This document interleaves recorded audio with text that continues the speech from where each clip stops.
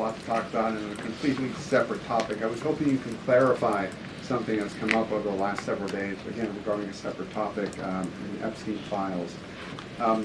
According to newly released files, the president had a conversation with the Palm Beach police chief in the early 2000s, according to the police chief in 2019. The president has gone on record before, and he's told reporters that he said that that he had no idea about Jeffrey Epstein's crimes. During this conversation with the police chief, however, he did say, according to this recounting of it, that thank goodness you're stopping him. He also called Ghislaine Maxwell evil.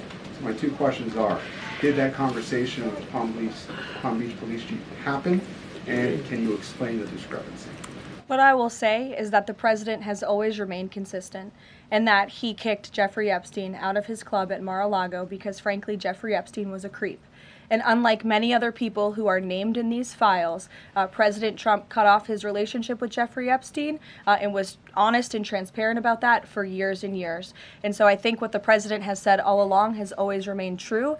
And the release of more than 3 million documents related to Jeffrey Epstein and his heinous, disgusting crimes just shows the level of transparency that this president and administration has committed to in bringing these files to light. But did he call the chief in 2006? Caroline, did he call the chief? Look, it was a phone call that may or may not have happened in 2006. I don't know the answer to that question. What I'm telling you is that what President Trump has always said is that he kicked Jeffrey Epstein out of his Mar-a-Lago club because Jeffrey Epstein was a creep, and that remains true. And this call, if it did happen, corroborates exactly what President Trump has said from the beginning. And I'm sure many of you, when you read that alleged FBI report, probably thought to yourself, wow, this really cracks our narrative that we've been trying to push about this president for many years. So we're moving on from that. Reagan. Thanks, Caroline. I want to ask you about the SAVE Act.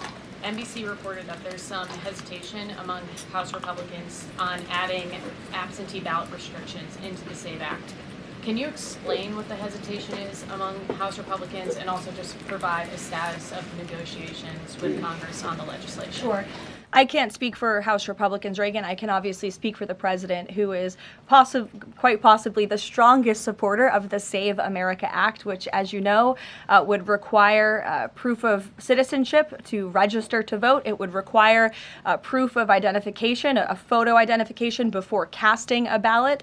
And it would also ensure that there are exceptions made. I think that's what you're alluding to with these conversations with House Republicans for reasonable requests, of course, for our military, for individuals who are disabled and cannot make it to the polls. Those are reasonable, common sense things that I believe House Republicans are discussing amongst themselves.